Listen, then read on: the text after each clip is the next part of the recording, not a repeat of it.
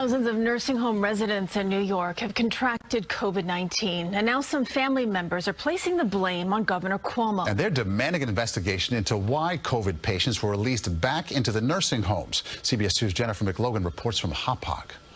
I miss her every day, and she's the reason why I have courage to fight.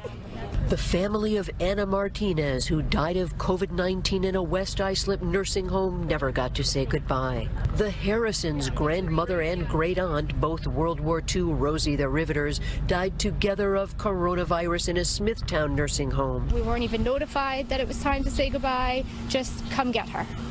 Come get her remains. Come get her body. Governor Cuomo, give us the number.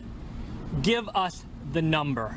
The state reports some 6,600 victims died from COVID-19 in nursing and adult care homes. But these family members contend it's a much higher number and blame Albany for forcing sick patients back into the facilities at the height of the pandemic. Yesterday was the 3-month anniversary of my father's death.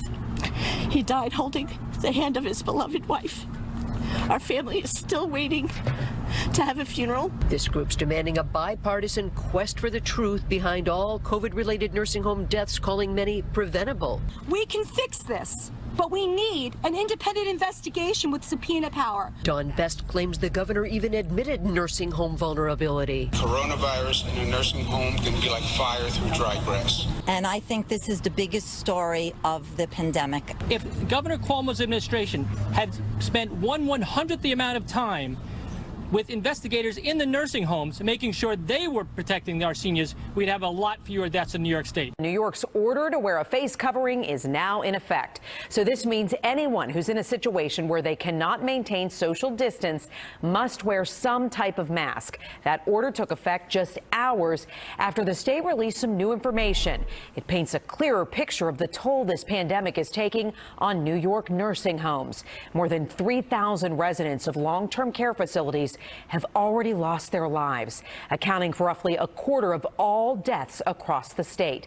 In the meantime, the more than 1,500 deaths reported in New Jersey's nursing homes amount to just under 40% of total lives lost. More than 320,000 people have tested positive for COVID-19 across the whole tri-state, and nearly 18,000 people have died. More stunning incompetence from New York Governor Andrew Cuomo. More than 5,000 nursing home residents died in his state after he ordered COVID patients be returned to assisted living facilities. And now he's admitting he wouldn't send his own mother to a nursing home during the crisis. Watch. If I were advising a friend, I would say you have a vulnerable person, best to keep them at home and not put them in a congregate facility. Keep them in a situation where you have the most control. That is the blunt truth. That's what I would do with my mother.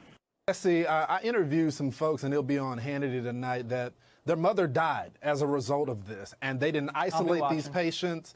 You know, one lady told me, you know, I brought my mom in with a leg injury and she left in a body bag. That was a real quote. What are your thoughts on that? Yeah, they were sending body bags to these nursing homes along with patients, like a 2-for-1 deal. Marie's wrong about the guidelines. The guidelines didn't say stuff sick people into nursing homes. It was a lot more than that. And if those were the guidelines, why didn't DeSantis do it? He did something totally different, and that was brilliant, and he saved countless lives. Now, when I do something wrong, I blame everybody but myself. You know, I blame Greg, he set me up. I'll say other producers screwed up. I'll try to delete an email. It's exactly what Cuomo did. Remember what he did? First, he played dumb. Oh, well, what directive? And then he said, oh, you know what? In the dark, he tried to, like, delete it. And then he said, oh, well, Trump told me to do it. And now he said, no, it's the nursing home's fault. So he got caught red-handed, and now he's scrambling, and everybody could see he made a bonehead error, but the media's just covering for him. Staggering numbers of coronavirus deaths at New York State nursing homes are prompting questions for Governor Andrew Cuomo over whether a policy he put in place was a factor. Nursing home executives reportedly called the March 25th directive a death sentence for residents. It prohibited facilities housing the most vulnerable from turning away patients infected with coronavirus, and also prevented facilities from requiring COVID tests prior to admission. After New York State logged some 1,700 coronavirus deaths among nursing home residents, Governor Andrew Cuomo was asked if the policy was a mistake. What can you do better going forward? I don't know. It's something we're studying. The March directive met strong opposition from the American Medical Directors Association, who said the day after it was issued, unsafe transfers will increase the risk of transmission in post-acute and long-term care facilities, which will ultimately only serve to increase the return flow back to hospitals, overwhelming capacity, endangering more healthcare personnel, and escalating the death rate. And now, the death knell. Some facilities reportedly had no positive cases or deaths before the directive was in place, but the state reported yesterday an addition to be coronavirus related, bringing the total to more than 4,800 since March 1st. Cuomo suggested. So, surely he remembers where he actually strong-armed the nursing homes and even threatened them if they did not take the coronavirus patients, even though they protested. Attorney General investigation. But those are the rules. They get paid to take care of a resident, and they have to do it in accordance with state rules. And if they don't, we will take appropriate action. Check your politics at the door. State Senator James Skoufis wasn't going easy on a fellow Democrat, accusing Governor Cuomo's health commissioner of undercounting nursing home COVID fatalities. Are we talking with the hospital deaths, 8,000? 10,000, 15,000? What are we looking at? I think this is a serious issue of making sure when it comes to the deaths of individuals in nursing homes, and I'm not prepared to give you a specific number. We are in the middle of the pandemic. Pix 11 has reported extensively on nursing home patients who died at hospitals not long after their COVID symptoms got severe.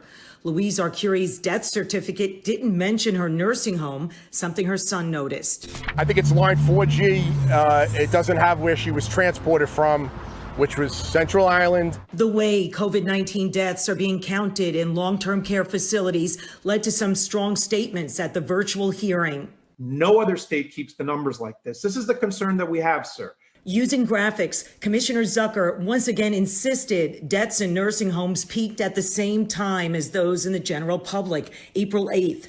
He and a representative for the nursing home industry also pointed out many healthcare workers came from zip codes with a high percentage of coronavirus, and that wasn't the only problem.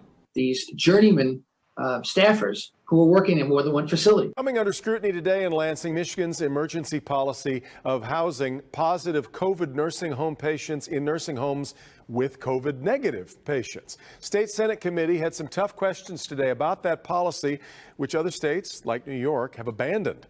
We bring in Rod Maloney live tonight from Lansing with the updated information in his ongoing coverage of this issue. Rod?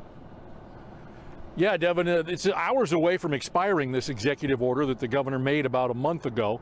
In the meantime, we have confirmed that it's just under 700 deaths that the state has counted of people who have died in nursing homes, but they say those numbers are highly inaccurate. They're not sure if it undershoots by a lot or a little, but they say that they are not accurate numbers. In the meantime, there are many in the Senate right now who are wanting the governor to change this policy. The Department of Health and Human Services gave us more insight into the regional hub system. There are now 21 of them. States paying these homes $5,000 per COVID positive case they take. We also learned there are some nursing homes taking these patients that do not have the same strict separation policies the regional hubs are required to have. Only about half of the state's nursing homes have been inspected since the policy went into effect last month. The population that would be most affected are our seniors. So to not outfit those facilities to handle the very population that they said would need it seems ridiculous to me. State Senator Pete Lucido is furious.